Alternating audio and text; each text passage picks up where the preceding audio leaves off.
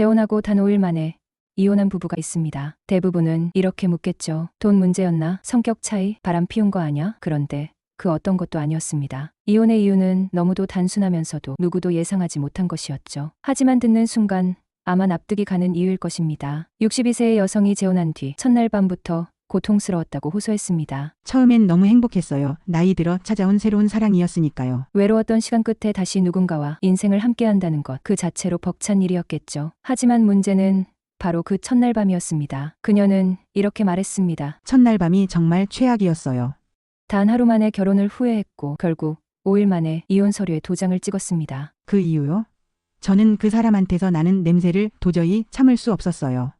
아주 그냥 시궁창이 따로 없었다니까요. 황혼의 나이에 어렵게 재혼했는데 늦은 나이에도 사랑이 가능하구나 생각했는데 그런 사랑조차 무색하게 만들어버리는 냄새라니 대체 어떤 냄새였을까요? 도대체 첫날 밤에 무슨 일이 있었던 걸까요? 지금부터 그 이야기를 들려드리겠습니다. 구독과 좋아요, 알림 설정을 해주시고 함께 품격 있는 삶을 배워봅시다. 65세 김철수 씨는 평범한 남편이자 아버지였습니다. 하지만 45세가 되던 해 아내가 갑작스러운 교통사고로 세상을 떠나며 그의 인생은 송두리째 무너졌습니다. 하지만 슬퍼할 겨를도 없었습니다. 어린 두 아이가 그의 손을 붙잡고 있었으니까요. 그는 그날 이후로 아버지이자 어머니가 되었습니다. 도시락을 싸고 학교에 데려다주고 퇴근 후에는 학원 픽업과 저녁 준비까지 피곤하고 외로웠지만 아이들을 바라보며 버틸 수 있었습니다. 아내를 따라가고 싶었지만 애들이 있었으니까 견디고 살 수 있었지. 내가 무너지면 안 되는 거니까. 세월은 흘러 아이들은 자라 각자의 가정을 꾸렸습니다. 철수 씨는 처음으로 진짜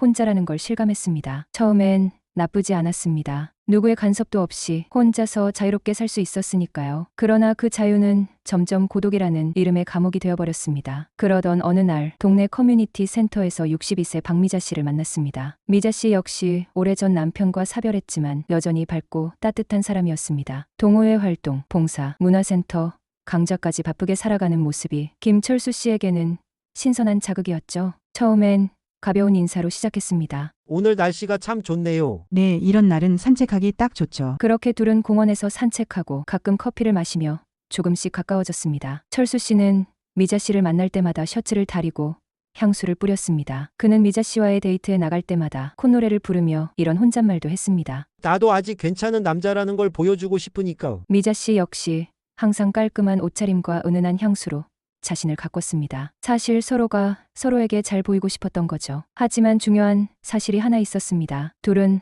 항상 밖에서만 만났다는 것. 카페, 산책로, 문화센터. 서로의 집에는 한 번도 가본 적이 없었습니다. 그렇게 6개월이 지난 어느 날 철수 씨는 확신했습니다. 이 사람과라면 남은 인생을 함께할 수 있을 것 같아. 이것은 미자 씨도 같은 마음이었습니다. 그렇게 두 사람은 속전속결로 재혼하게 되었고 가족과 친구들의 축복 속에서 조촐하게 결혼식을 올렸습니다. 결혼식 날 미자 씨는 설렘과 기대에 부풀어 있었습니다. 다시 누군가와 인생과 사랑을 나누게 된다는 건 그 자체로 벅찬 일이었으니까요. 그날 밤 미자 씨는 나름 만반의 준비를 했습니다. 향기로운 샴푸로 머리를 감고 바디코롱을 뿌린 뒤 실크 잠옷을 입었습니다. 그리곤 거울을 보며 미소 지었습니다. 이제 진짜로 새로운 인생이 시작되는 거야. 철수 씨 역시 나름대로 첫날 밤을 위해 준비를 했습니다. 평소보다 더 오래 샤워를 했고 몸 구석구석을 깨끗이 닦은 뒤 향수까지 뿌렸습니다. 거울 앞에서 마지막으로 자신을 점검했습니다. 완벽해. 그렇게 두 사람은 같은 침대에 누웠습니다. 그런데 바로 그 순간 미자 씨는 저절로 인상이 찌푸려졌습니다. 사실 처음 철수 씨의 집에 들어섰을 때도 인상이 찌푸려지는 냄새가 있었습니다. 그래도 호레비 냄새 정도로 생각하며 대수롭지 않게 여겼습니다. 하지만 철수 씨가 잠자리에 들었을 때 악취를 느낀 것이었습니다. 미자 씨는 긴장되어서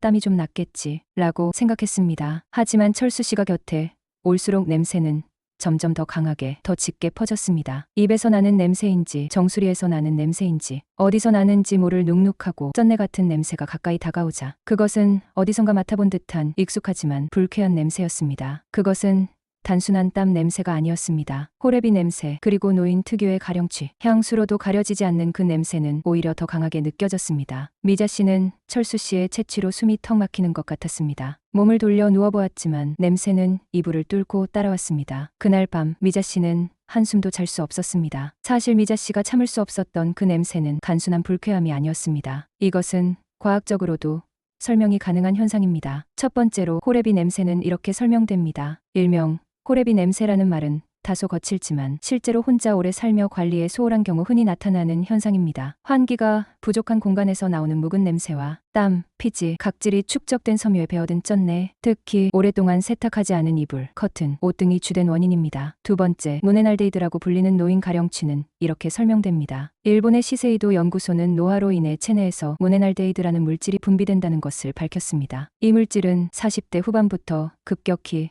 증가하며 특유의 쩐내 같은 냄새를 발생시킵니다. 모네날데이드는 일반적인 샤워로는 잘 제거되지 않아 관리가 필수라고 합니다. 아무리 그렇다고 해서 냄새가 정말 이온 사유가 될 수 있을까요? 냄새가 인간관계에 미치는 영향에 대한 연구 자료가 있습니다. 하버드 대학교 연구에 따르면 사람의 첫인상은 시각적 비중인 55%보다 후각이 70%로 더 많은 영향을 받는다고 합니다. 미국 자원봉사 단체에서는 강한 채취로 인해 아무리 봉사자라 할지라도 일부 활동이 제한되는 사례도 있을 정도로 사회적 영향이 큽니다. 국내 설문조사에서는 4%의 사람들이 불쾌한 냄새가 인간관계에 부정적 영향을 미친다고 응답했다고 합니다. 따라서 냄새는 단순히 불쾌한 것이 아니라 본능적인 거부 반응을 일으킬 수 있는 요소인 것입니다. 결국 미자 씨는 참지 못하고 다음날 조심스럽게 말했습니다. 철수 씨, 미안한데 솔직히 말씀드려야겠어요. 당신 몸에서 나는 냄새가 너무 참기 힘들어요.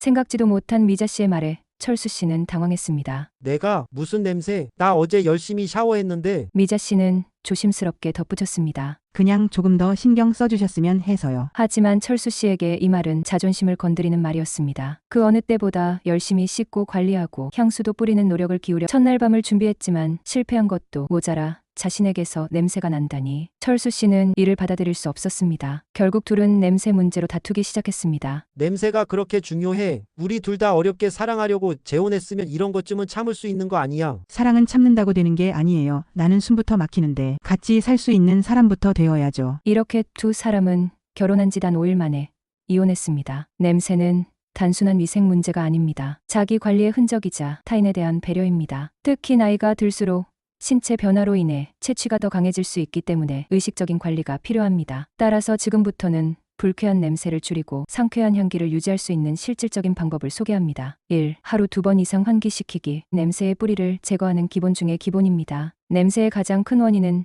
정체된 공기입니다. 특히 혼자 오래 사는 경우 습관적으로 창문을 잘 열지 않게 되죠. 그런데 이런 환경에서는 땀, 음식, 습기 등 다양한 냄새 분자가 실내에 축적되어 묵은내로 변합니다. 이 묵은내를 없애는 것이 왜 중요할까요? 공기 중의 냄새 입자가 실내에 머물면서 벽, 옷, 가구에 스며듭니다. 특히 겨울철 난방으로 인해 실내 공기가 더 건조하고 탁해지면서 냄새가 심해질 수 있습니다. 그렇다면 어떻게 해야 하나요? 아침과 저녁 하루 2번은 꼭 창문을 활짝 열어주세요. 대각선 방향의 창문을 동시에 열면 공기 순환이 더 빠릅니다. 습한 날에는 선풍기나 서큘레이터를 활용해 공기를 순환시키세요. 여기서 중요한 팁은 환기를 할 때는 5에서 10분 정도 강하게 하는 것이 효과적입니다. 냄새뿐만 아니라 미세먼지, 이산화탄소도 줄일 수 있어요. 2. 이불, 커튼, 옷 자주 세탁하기. 냄새가 머무는 저장소를 청소하세요. 집 안의 냄새 중 상당 부분은 섬유 제품에서 발생합니다. 이불, 커튼, 카펫, 옷 등은 땀, 티지, 먼지, 그리고 몸에서 배출되는 다양한 물질들을 흡수하기 쉽습니다. 이런 물질들이 쌓이면 자연스럽게 쩐내나 눅눅한 냄새가 발생합니다. 이 냄새의 저장소를 공략하는 것이 왜 중요한가요? 사람은 수면 중에도 평균 300ml 이상의 땀을 배출합니다. 이 땀과 각질이 이불과 베개 속으로 스며들어 냄새의 원인이 됩니다. 특히 베개는 얼굴에 피지와 땀이 쌓이기 쉬운 곳입니다. 그렇다면 어떻게 해야 할까요? 이불 앤드백의 커버는 최소 2주에 한 번 세탁하기. 커튼은 계절별로 3개월마다 세탁하고 가벼운 커튼은 더 자주 세탁 가능합니다. 특히 무더운 여름철에 하루 입은 옷은 바로 세탁하는 것이 기본입니다. 그 밖에 의류관리기 활용하기도 있습니다. 고온 스팀은 냄새 제거에 효과적입니다. 여기서의 팁은 세탁 후에는 반드시 완전히 건조시키세요. 젖은 상태로 방치하면 곰팡이 냄새가 날 수 있습니다. 3. 바디 스크럽과 데오드란트를 사용하기입니다. 냄새의 근본을 씻으세요. 채취의 가장 큰 원인은 땀이 아니라 땀이 배출된 후 피부에 남은 노폐물과 세균입니다. 특히 겨드랑이, 목 뒤, 가슴 등은 땀샘이 많아 냄새가 잘 발생하는 부위입니다. 바디 제품을 사용하는 것이 왜 중요할까요? 나이가 들수록 피부의 각질과 피지 분비가 증가합니다. 여기에 세균이 번식하면서 모네날데이드라는 물질이 생성되어 질이 가령취를 유발합니다. 그렇다면 어떻게 사용해야 할까요? 바디 스크럽은 일주일에 1에서 2회 사용하여 각질, 제거해줍니다. 데오드란트는 겨드랑이, 목 뒤, 가슴, 부위에 사용했담, 냄새를 억제합니다. 그리고 샤워 후 바로 말리기입니다. 수분이 남아있으면 세균 번식으로 몸에서 냄새가 발생됩니다. 여기서의 팁은 겨드랑이는 땀이 많은 부위지만 건조하게 유지하기가 핵심입니다. 샤워 후 충분히 말린 뒤 데오드란트를 사용하면 효과가 배가 됩니다. 네 번째로 채취를 줄이는 방법은 식습관 개선하기입니다. 내 몸의 향기는 내가 먹는 것으로 결정되기 때문입니다. 채취는 단순히 외부 요인만이 아니라 내부 건강 상태와도 깊은 연관이 있습니다. 먹는 음식이 흉에 온몸을 순환하면서 특유의 채취로 배출되기 때문이죠. 식습관 개선이 왜 중요할까요? 기름진 음식은 지방산 산화를 촉진해 불쾌한 냄새를 유발합니다. 마늘, 양파, 커리 같은 강한 향신료는 땀과 호흡을 통해 배출됩니다. 반대로 몸속 노폐물을 제거하는 채취 개선에 도움을 줍니다. 그렇다면 강한 채취를 만들지 않기 위해 어떻게 해야 할까요? 피해야 할 음식으론 마늘, 양파, 가공육, 고지방 식품 등이 있습니다. 그리고 추천 일단 녹차가 있습니다. 녹차는 폴리페놀이라는 성분이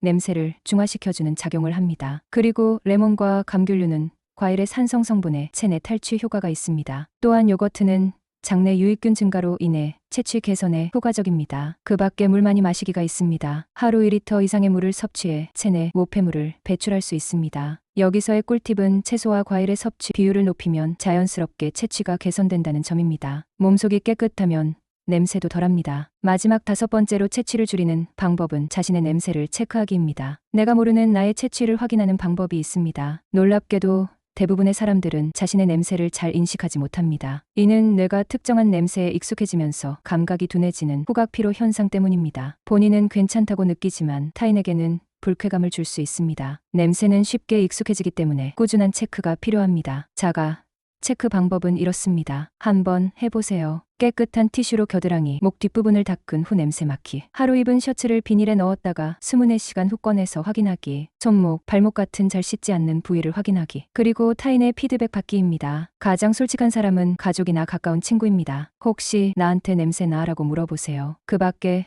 전문적으로 나의 채취를 검사하는 방법도 있습니다. 병원이나 뷰티 클리닉에서 채취 분석 서비스를 받을 수 있습니다. 여기서의 팁은 평소에는 잘 모르던 냄새가 외출 후 돌아왔을 때 더 잘 느껴질 수 있습니다. 냄새 관리의 시작은 인식에서부터입니다. 내가 어떤 냄새를 풍기는지 아는 순간 개선이 가능합니다. 냄새는 성별과 나이에 상관없이 단순한 불쾌함을 넘어 타인과의 관계에 직접적인 영향을 미치는 중요한 요소입니다. 누군가와 가까워지기 위해서는 외모 관리뿐만 아니라 향기 관리도 필요합니다. 사랑은 곧 관리입니다. 그리고 당신의 향기는 곧 당신의 인상입니다. 작은 습관 하나가 나를 더 매력적으로 만들 수 있습니다. 지금부터라도 나의 향기를 점검해 보세요. 놀라운 변화가 있을 것입니다. 댓글을 통해 여러분의 이야기를 들려주신다면 많은 분들께 더욱 도움이 될 것입니다. 오늘 영상이 여러분에게 조금이나마 도움이 되셨다면 구독과 좋아요, 알림 설정을 부탁드립니다. 여러분의 품격 있는 노후를 위한 여정이 오늘부터 시작되기를 바랍니다. 끝까지 시청해주신